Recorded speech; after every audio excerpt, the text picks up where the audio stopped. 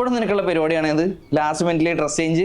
ഒരു സ്ഥലത്ത് പോയാലേ 4 ആള് നോക്കണം, അതിനൊന്നും ഒരുങ്ങ തന്നെ വേണം. പിന്നെ നാട്ടുകാർക്കൊന്നും നിന്റെ സാരി പുതിയതാണോ നോക്കലല്ലേ പണി? നോക്കും, എല്ലാരും നോക്കും. അത് മനസ്സിലാകണേലേ നീ ആദ്യം മെനക്ക് നടക്കാൻ പഠിക്കണം. അതെങ്ങനാ? വൃത്തിയുള്ള ഡ്രസ് ഉണ്ടോ നിനക്ക്? എല്ലാം ഏതെടുത്താലും 10 പോലെ തന്നെയാ.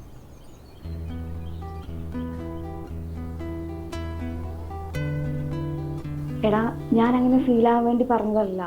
നീ ഒരിടത്ത് ഗ്ലാമർ ആയിട്ട് നടക്കണമെന്ന് എനിക്കും ആഗ്രഹം ഉണ്ടാവില്ലേ? തന്നെ എക്സ്പ്ലെയിൻ ചെയ്ത് കൊള്ളാക്കണ്ട. എനിക്കിങ്ങനെ ഒരുപാട് ഡ്രസ്സ് എടുക്കണ സ്വഭാവമില്ല, നിനക്ക് അറിയാവുന്നല്ലേ? എടാ, അതൊന്ന് മാറ്റിയാലെന്താ? നിന്റെ പ്രശ്നം എന്ന് പറയോ? എനിക്ക് വാശിയും പിശുക്കുമാണ്. കൊള്ളാവുന്ന ഒരു ഡ്രസ്സ് പിടിക്കില്ലാണ്. എന്നിട്ടാലും മതി ഒരു മഞ്ഞ ഷർട്ട് ഉണ്ട് നോക്കിയാൽ കണ്ണടിച്ചു പോകുന്നത്, ആ ഡ്രസ്സ് എടുത്ത് കത്തിക്കും ഞാൻ. അത് കഴിഞ്ഞ വിഷുവിന് അമ്മ വാങ്ങിച്ചു തന്നാണ്.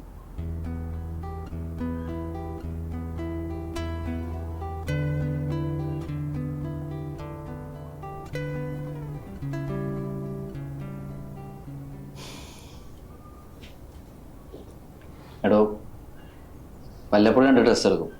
അത് അഴുക്കാണ് വരെ പുറത്തിടും. അത് കഴിഞ്ഞാൽ വീട്ടിലിടും. അത് കഴിഞ്ഞാൽ നിലത്ത് ചവിട്ടാനിടും. ഇതാണ് എൻ്റെയൊക്കെ ശീലം. പണ്ട് കാശില്ലാത്ത സമയത്ത് ശീലിച്ചതാ. അത് മാറ്റിക്കൂടെ എന്താന്ന് ചോദിച്ചാൽ മാറ്റാം, പക്ഷെ എനിക്കെല്ലാം ഓക്കെയാണ്. അത് തനിക്ക് അടിപൊളി ഗ്ലാമർ ആയിക്കൊള്ളുന്നില്ല, പക്ഷെ അത് വൃത്തിയില്ല എന്നാൻ പറയാൻ പാടില്ല.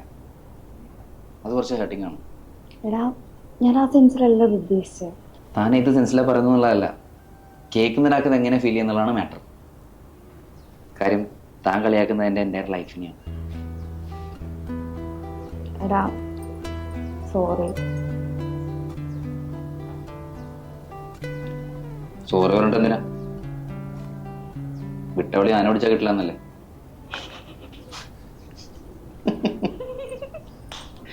അല്ലേ? ആയിരിക്കും.